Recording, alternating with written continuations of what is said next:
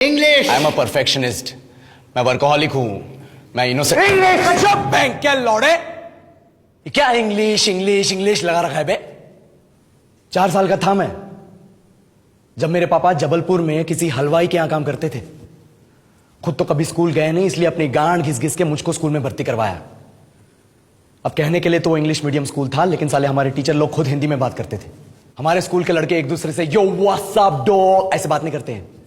क्या भौंक रहा है तेरा लंडा आजकल है, ऐसे गले मिलते हैं।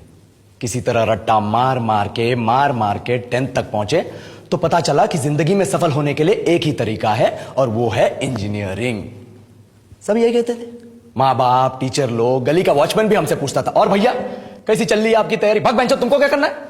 इसलिए हमारे स्कूल के बच्चे हम सब पहुंच गए बकरों की तरह। मैं IIT, मैं NIT। अरे जिस बच्चे ने अपने बाप को जलेबी तलते देखा है वो तो यही सोचेगा ना कि जिंदगी में पैसा ही सब कुछ है।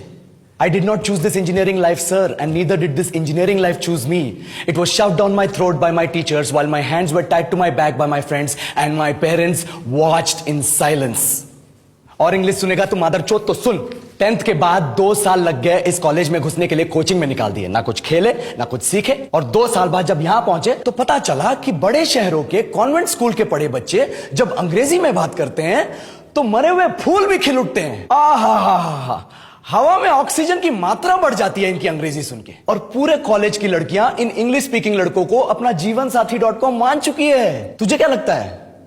मुझे कभी लगा नहीं कि मैं अपनी अंग्रेजी पे काम करूं, अपने पर्सनालिटी पे काम करूं। बहुत लगा। ये चूतिया इंडस वैली सिविलाइजेशन का जो एजुकेशन सिस्टम बिठा के रखे हो, जिसमें हर साल में 10 सब्जेक्ट, हर सब्जेक्ट में theory, practical, viva, lab work, external, internal, majors, minors, assignment, project, thesis, गांड मार के रख लिया हमारी। महीनों तक नहाना भूल जाते हैं हम लोग, और फिर हमारा परसेप्शन बना देते हो कि हम ऐसे ही रहना चाहते हैं। अब इस साल में एक बार कल्चरल फेस्टिवल आता है, एक बार, उसके लिए भी प्रोफेसर से भीख मांगनी पड़ती है। अरे बिना इंग्लिश बोले, बिना लड़कियों से बात किए कौन गांडू रहना चाहता है वैसे?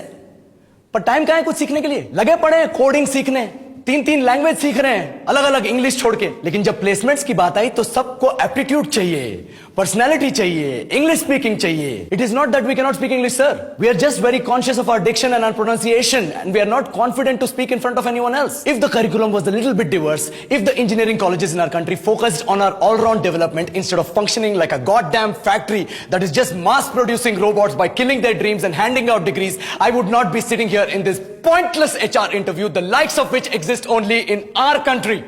ये लो सर, बोल दिया मैंने 4 और लाइन अंग्रेजी में। अब बताइए, क्या मैं आपके मल्टीनेशनल कंपनी के लायक हूं? Do I have the potential to be a slave of your esteemed organization?